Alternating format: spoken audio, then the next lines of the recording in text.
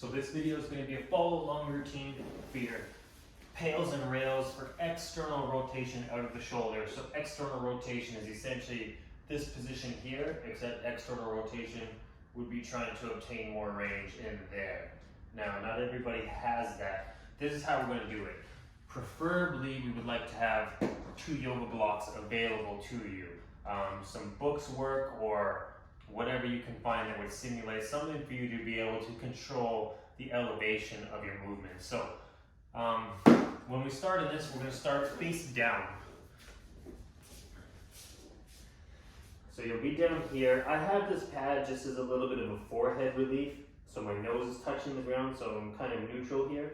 Now, most people, we're not going to start here. We're going to start in an internally rotated position. So we have our first block here, and putting the elbow on that block, try and have a 90-degree angle out of the elbow here. This is an internal rotation right now. So if you lack the ability to actually lift off and get higher, this is where you would start.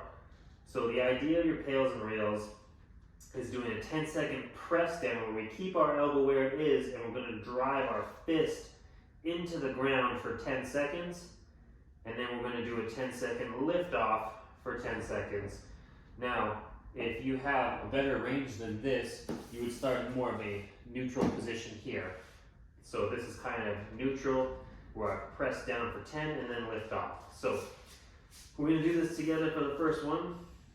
So my first motion is going to be pressing down, so my fist into the block for 10, 9, 8, 7, 6, 5, 4, 3, 2, 1, and then I lift off. 10, 9, 8, 7, 6, 5, 4, 3, 2, 1. Now this lift off where I am, you want that to be your starting position for round 2. So for me, because I'm up, I want to take this yoga block and maybe put him on a higher angle like so. Now that's pretty close to where I want to be, so I'm going to bring the hand back down. The thing to keep in note with this is keeping the shoulder, not letting the shoulder actually elevate when you're actually doing this press down. We want to make sure the shoulder stays depressed and retracted into his pocket. That's going to be your position of strength for pushing down and lifting off. Okay, so round 2 here is going to be 10 seconds down. 10, 9, 8, 7, 6, 5, 4, 3, 2, 1, and lift.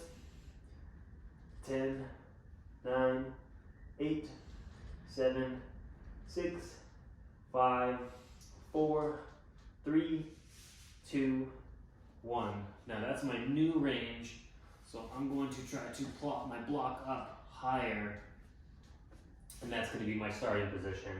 So we're going to press down again. 10, 9, 8, 7, 6, 5, 4, 3, 2, 1, then lift. 10, 9, 8, 7, 6, 5, 4, 3, 2, 1, and relax.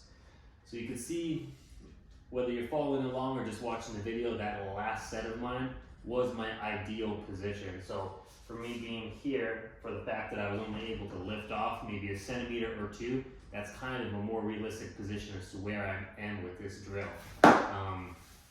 So the beauty for having the yoga blocks is you have multiple positions, being you can start here, you can flip here, and you can flip here. The other thing that you can do is have little increments, like little tiny plates. If you have a gym at home, you can have like 2.5 pound weights, or textbooks, or a folded up towel, whatever you're gonna do. But the idea is to do your press down, your lift off, and then find a way to elevate those blocks in order to achieve your next position. So 3 rounds on this side, and then you hit 3 rounds on the other side. This one's a little bit more tricky to kind of follow along to, I guess. So just lead by that first example on this side and hit the other side.